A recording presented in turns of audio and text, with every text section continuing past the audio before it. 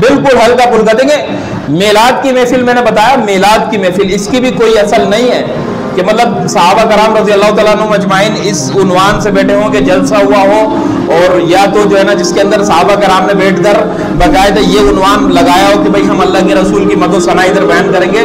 ایسا کوئی اس کا ثبوت ملتا نہیں ہے. لیکن علماء اور مجتہدین نے فرمایا کہ یار چلو پھر بھی ایک حد تک حضور اکرم صلی اللہ علیہ وسلم کا اس طریقے سے صحابہ کا عمل تو نہیں ملتا، لیکن قرآن پاک کے اندر اللہ تبارک و تعالیٰ نے اس بات کی ترغیب دی کہ بھئی اللہ کے رسول پر درود اور سلام بھیجو.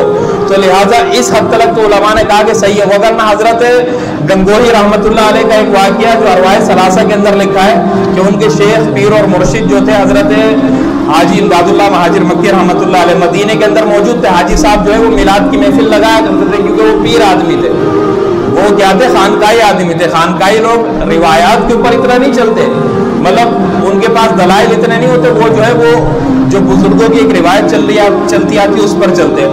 تو حالانکہ ان کے پیر و مرشد ہے، لیکن علم کے اندر حضرت گنگوہی صاحب کا مرتبہ اور درجہ بڑا ہے.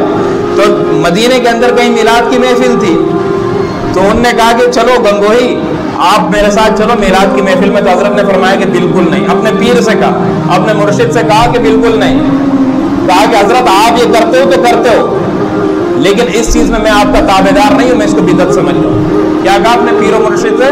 تو دیکھیں اس بات کو یاد رکھے، علامہ ابن جوزی نے بھی یہ بات لکھی ہے کہ اگر کوئی بڑا آدمی بدعت کے اندر ملوث ہو، بدعت کے اندر اگر ملوث ہو تو اس کے اوپر اگر ادب اور احترام کے دائرے کے اندر رد کر دیا جائے، بتا دیا جائے، تو یہ خلاف شرع نہیں ہے اور یہ ادب کے مخالف بھی نہیں ہے.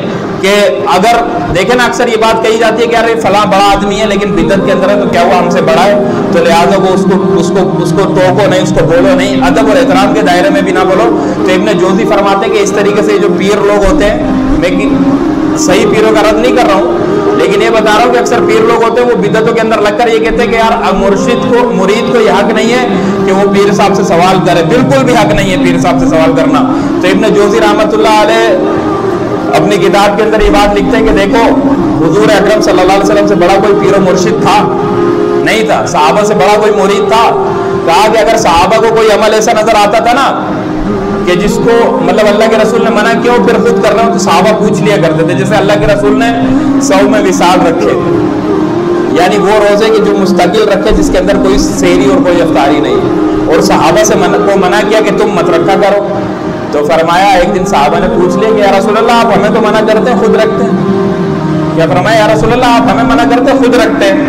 تو اللہ کے رسول نے مسکرا کے جواب دیا کہ تم میں سے کون میری طرح اللہ مجھے کھلاتا پلاتا ہے، تم کو نہیں کھلائے گا پلائے گا، لہٰذا تم مر جاؤ گے، تمہارے لیے جائز نہیں ہے. تو کہا کہ دیکھیں ادب کے دائرے کے اندر صحابہ نے اللہ کے رسول سے بھی سوال کر لیا.